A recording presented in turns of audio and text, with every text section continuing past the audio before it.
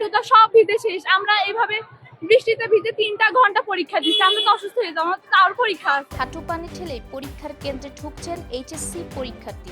City কর্পোরেশনের পক্ষ থেকে ব্যবস্থা করা হয় দুটি ছোট নৌকারও। এমন চিত্র কুমিল্লা শহরের সরকারি মহিলা কলেজ কেন্দ্রে। পরীক্ষা দিতে এসে পানি লুটিয়ে পড়েন অনেকেই। তো ড্রেস তো পুরো গেছে, আমাদের ভিজে গেছে, আর ফুললি আমরা প্রায় সিক হয়ে গেছি অলমোস্ট। গত রাত থেকে সকাল 9টা পর্যন্ত ভারী বৃষ্টি হয় কুমিল্লায়। পানিতে তলিয়ে যায় বিভিন্ন এলাকা। এরই মাঝে এইচএসসি ও সমমানের পরীক্ষা দিতে গিয়ে নাকাল হতে হয় শিক্ষার্থীদের। পরিস্থিতি বিবেচনায় সরকারি মহিলা কলেজ কেন্দ্রে নির্ধারিত সময়ের চেয়ে আধা ঘন্টা বেশি সময় দেয়া হয় পরীক্ষার্থীদের। বাসা থেকে আসছি, বাসার সামনেই তো অনেক পানি, আর এখানে 1 হাঁটু পর্যন্ত পানি। এর মধ্যে সে কি কখনো পরীক্ষা দেওয়া যায়?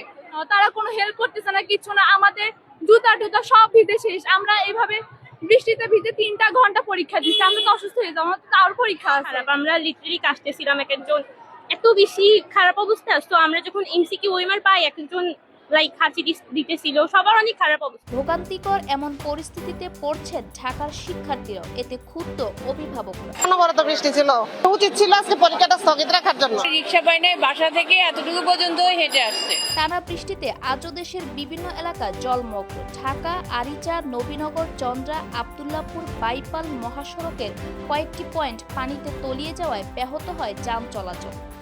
এদিকে শিক্ষামন্ত্রীকে এইচএসসি পরীক্ষার্থীদের পরীক্ষা পূর্ণ বিবেচনায় অনুরোধ জানিয়ে ফেসবুকে পোস্ট দেন এনসিপির উত্তরাঞ্চলের মুখ্য সংগঠক সার্জিস আলম। তিনি লিখেছেন, শিক্ষামন্ত্রীর কাছে বিনীত অনুরোধ, দেশের সার্বিক পরিস্থিতি ও শিক্ষার্থীদের নিরাপত্তার বিষয়টি সর্বোচ্চ গুরুত্ব দিয়ে তাদের দাবিটি পূর্ণ বিবেচনা করা হোক।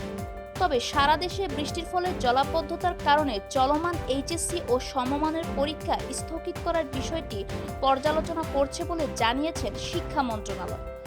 Bithi Akter, prime TV, desk report.